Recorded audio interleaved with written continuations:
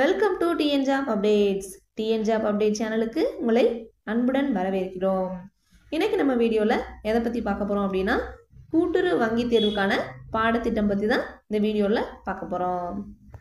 எவ்வளவு பாடங்கள் இருக்குது, எந்தெந்த பாடத்துலேருந்து எவ்வளவு கேள்விகள் கேட்க போகிறாங்க அப்படிங்கிற முழு தகவலையும் இந்த வீடியோவில் பார்க்கலாம். வீடியோவை ஸ்கிப் பண்ணாமல் பாருங்கள். ஃப்ரெண்ட்ஸ், இப்போ தான் நீங்கள் முதல் முறையாக நம்ம வீடியோவை பார்க்குறீங்க அப்படின்னா நம்ம சேனலை சப்ஸ்கிரைப் பண்ணிவிட்டு பாருங்கள்.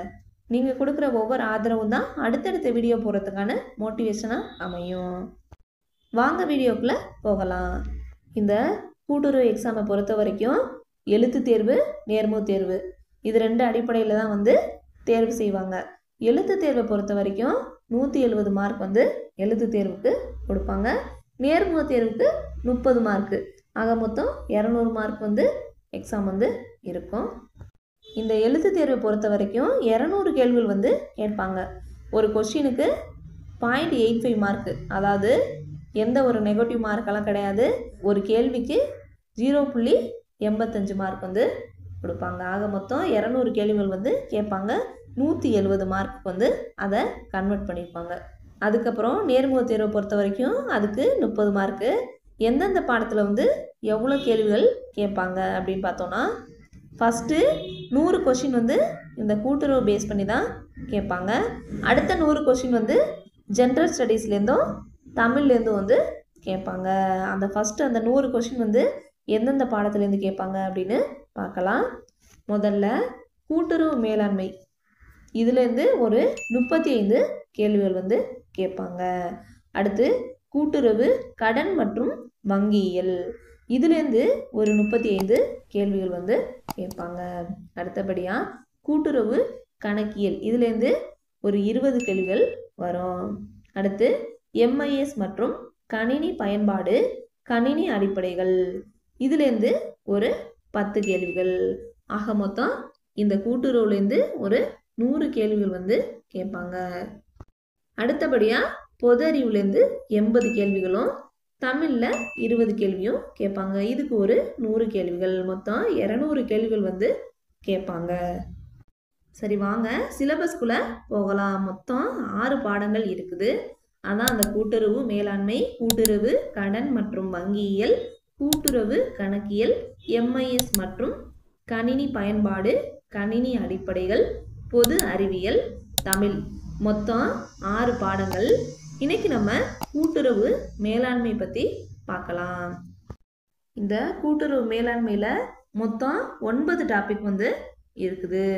முதல்ல பார்த்தீங்கன்னா கூட்டுறவு இயக்கத்தின் பரிணாமம், அதில் ஏ ஒத்துழைப்பின் கருத்து, ஐசிஏ ஒத்துழைப்பு வரையறை, ஐசிஏ இதை பற்றி இருக்கும்.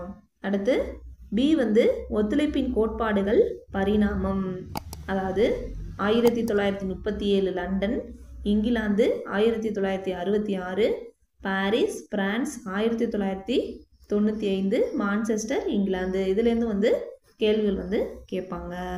அடுத்து சில கூட்டுறவு மதிப்புகள், இதில் சுய உதவி, சுய பொறுப்பு, ஜனநாயகம், சமத்துவம், நியாயம், ஒற்றுமை, இந்த டாபிக்லாம் கூட்டுறவு மதிப்பில் கவர் ஆகுது. அடுத்து இரண்டாவது இந்தியாவிலும் வெளிநாட்டிலும் கூட்டுறவு இயக்கத்தின் முன்னோடிகள்.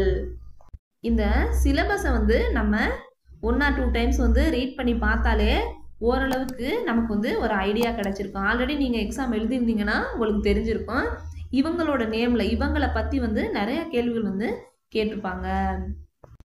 பிடி தியாகராயர் 1852, 1925 சென்னை, இவரை பற்றி நம்ம டிசிஎம் கோர்ஸில் படிச்சிருப்போம். இந்த பிடி தியாகராயர் ஒரு சென்னை மாநிலத்தில் முக்கியமான அரசியல் தலைவராக இருந்திருப்பார்.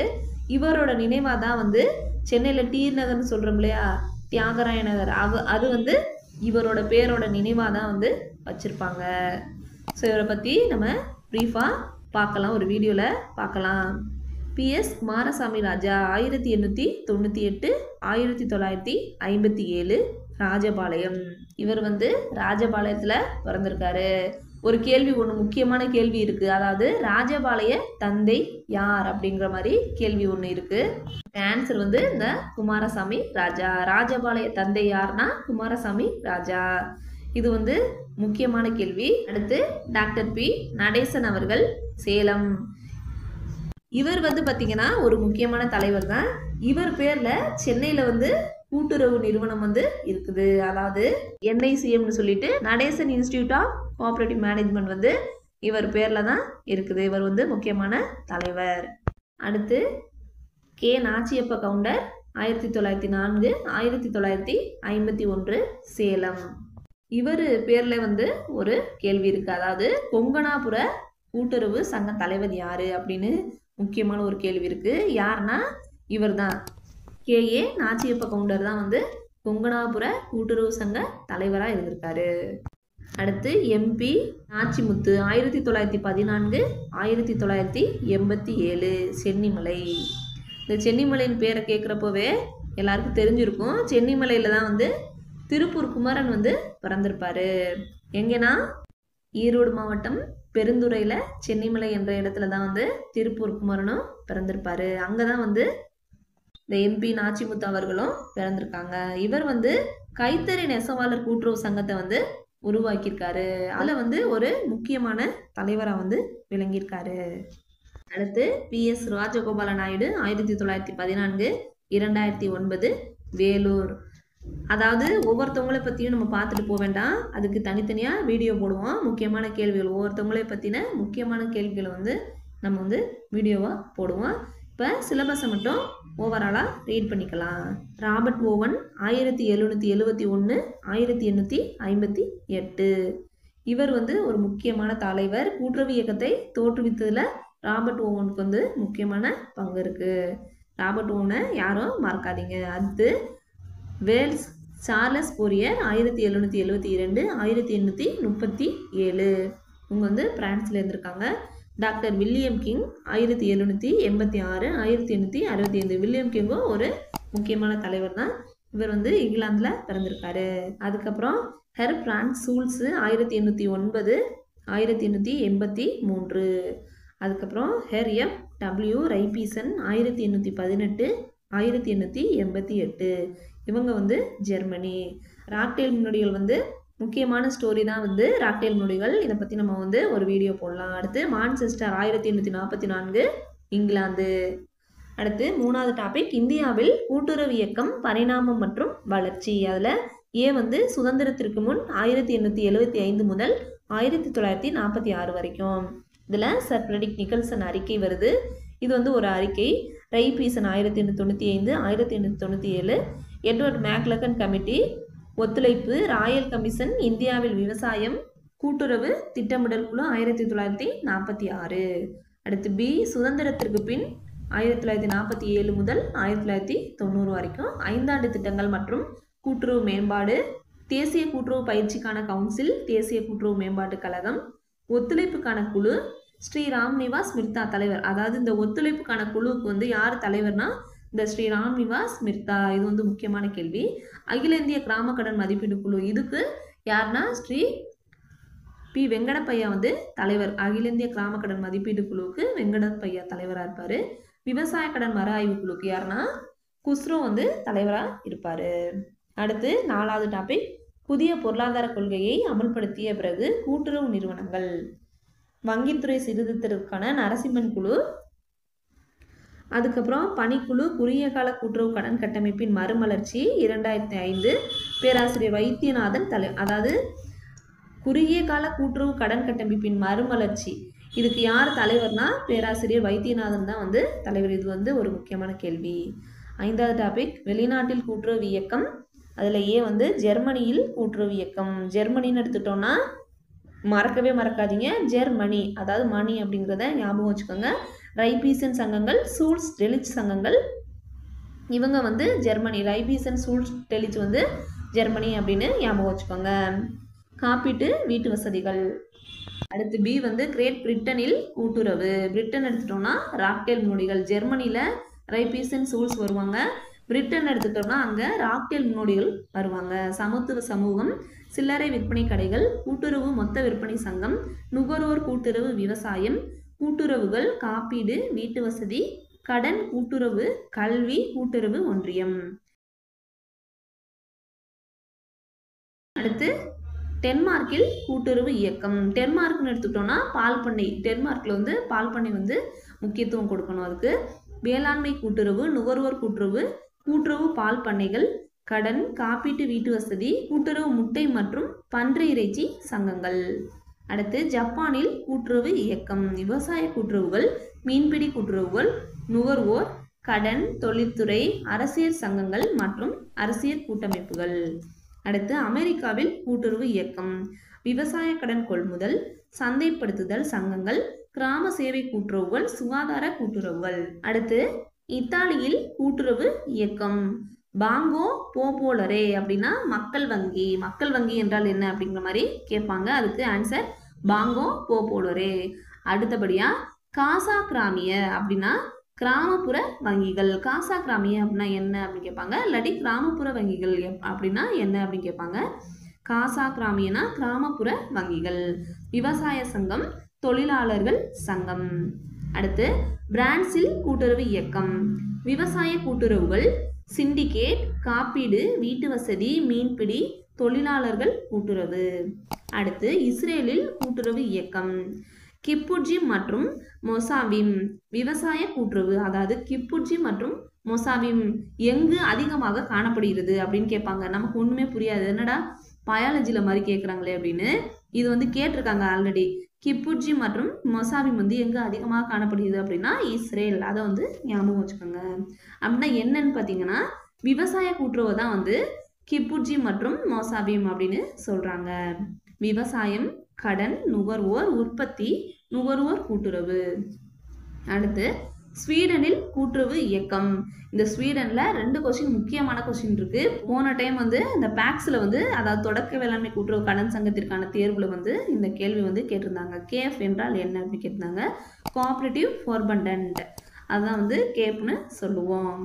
மத்திய சில்லறை விற்பனை சங்கம், கூட்டுறவு விவசாய சங்கம், கடன், காப்பீடு, வீட்டு வசதி, கல்வி, அடக்கம் சங்கங்கள். இது என்னடா அடக்கம் சங்கங்கள் அப்படின்னு பார்க்குறீங்களா? இது ஒரு முக்கியமான கேள்வி. அடக்கம் செய்பவர்களுக்கான சங்கம் வந்து ஸ்வீடனில் இருக்குது. அடக்கம் செய்பவருக்கான சங்கம் வந்து எங்கே இருக்குது அப்படின்னு எந்த நாட்டில் வந்து இருக்குது அப்படின்னு ஒரு கேள்வி, முக்கியமான கேள்வி கேட்பாங்க. அது ஸ்வீடன் அப்படின்னு நீங்கள் ஞாபகம் வச்சுக்கோங்க. அடுத்து 6வது டாபிக் கூட்டுறவு சட்டம். இந்த கூட்டுறவு சட்டத்தை பற்றி எல்லாருமே வந்து என்னடா சட்டம் அப்படி படிக்கணும் இப்படி படிக்கலாம் இது பண்ணிக்கிறாதீங்க. இதில் வந்து கம்மியாக தான் வந்து சிலபஸ்லேயே கொடுத்துருக்காங்க. உள்ளெல்லாம் நம்ம வந்து ப்ரீஃபாக படிக்க வேண்டிய அவசியம் இல்லை. குழு இது வந்து எந்த ஆண்டு அப்படிங்கிறது மட்டும் படிச்சுக்கிட்டா போதும். இந்த சிலபஸில் உள்ளது மட்டுமே நீங்கள் படிச்சுக்கிட்டா போதும். சர் எட்வர்ட் சட்டக்குழு 1901, கூட்டுறவு கடன் சங்கங்கள் சட்டம் 1904, கூட்டுறவு சங்கங்கள் சட்டம் 1912, மாண்டேக் சேம்ஸ்போர் அரசியலமைப்பு சீர்திருத்த சட்டம் 1919, 1919 ஞாபகம் வச்சுக்கோங்க மாண்டேக் சேம்ஸ்போர்டுக்கு.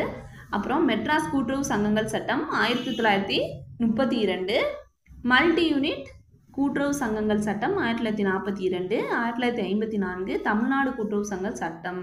அடுத்து 1961 தமிழ்நாடு கூட்டுறவு சங்கங்களின் சட்டம், 1983 மற்றும் விதிகள், 1988 தமிழ்நாடு கூட்டுறவு சங்கங்களின் சட்ட திருத்தம், 1989 ஜனநாயகமயமாக்கல் மற்றும் நிபுணத்துவம் வாய்ந்த கூட்டுறவு சட்டக்குழு, 1985 கூட்டுறவுகளின் மேலாண்மை ஸ்ரீ KN அர்த்தநாரீஸ்வரர் தலைவர்.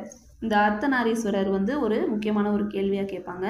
மாதிரி கூட்டுறவு சட்டம் மீதான குழு 1991. அதாவது மாதிரி கூட்டுறவு அப்படின்னு ஒரு கேள்வி வரும். அதுக்கு வந்து ஸ்ரீ சௌத்ரி பிரம்ம பிரகாஷ் அவர் வந்து தலைவர். பல மாநில கூட்டுறவு சங்கங்கள் சட்டம் 2002, அரசியலமைப்பு திருத்த மசோதா 2006, அரசியலமைப்பு 97வது திருத்த சட்டம். அதாவது போன டைம் கேட்டிருந்தாங்க இந்த கேள்வி. அரசியலமைப்பு 97வது திருத்த சட்டம் கொண்டு வரப்பட்ட ஆண்டு எது அப்படின்னு கேட்டிருந்தாங்க. 2011 தான் வந்து இதற்கான ஆன்சர். இந்த கூட்டுறவு சட்டத்தில் பொறுத்த வரைக்கும் இப்போ வந்து நம்ம வந்து ஆண்டு வந்து பார்த்தோம். இதுக்கு வந்து தனியாக வீடியோ போடுவோம். இந்த சட்டம் எந்த ஆண்டு அப்படின்னு தெளிவாக வீடியோ போடுவோம், அதை படிச்சுக்கலாம். இப்போ வந்து விதிகள் எந்த பிரிவு எந்த விதி அப்படின்னு குழப்பமாக இருக்கும். அதுக்கு நம்ம ஆர்டராக வந்து அடுத்தடுத்து என்ன அப்படிங்கிற மாதிரி ஒரு வீடியோ போட்டிருப்போம். அதை பாருங்கள். வாங்க இதில் என்னென்ன பிரிவு விதி கொடுத்துருக்காங்க அப்படின்னு பார்க்கலாம். TNSES சட்டம் 1983 முக்கியமான விதிகள் என்னென்ன கொடுத்துருக்காங்கன்னா சிலபஸில் கூட்டுறவு சங்கத்தின் பதிவு பிரிவு 8 முதல் 10 வரைக்கும், அதாவது சங்கத்தை பதிவு செய்கிறதுக்கு பிரிவு 8 முதல் 10 வரைக்கும் அதை வந்து கொடுத்துருக்காங்க. சட்ட விதிகள் மற்றும் சட்டத்தின் திருத்தம் பிரிவு 11, கூட்டுறவு சங்கங்களின் உறுப்பினர் பிரிவு 21, பதிவு செய்த சங்கத்தின் மேலாண்மை பிரிவு 32,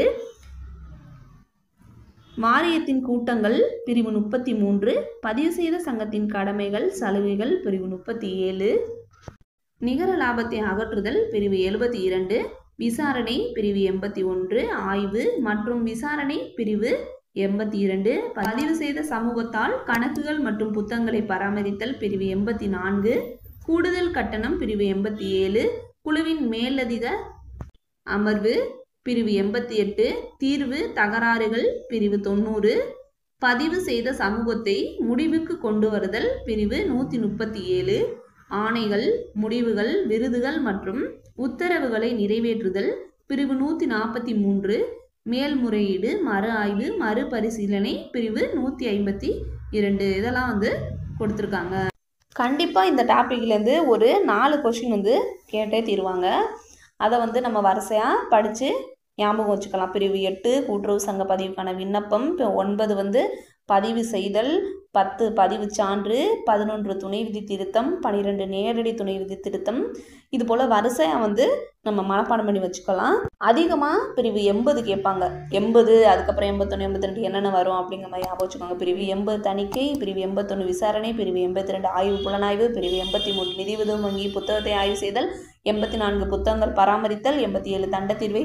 அந்த மாதிரி வரிசையாக வந்து ஞாபகம் வச்சுக்கோங்க. அதுக்கு நம்ம வீடியோ போடுவோம்.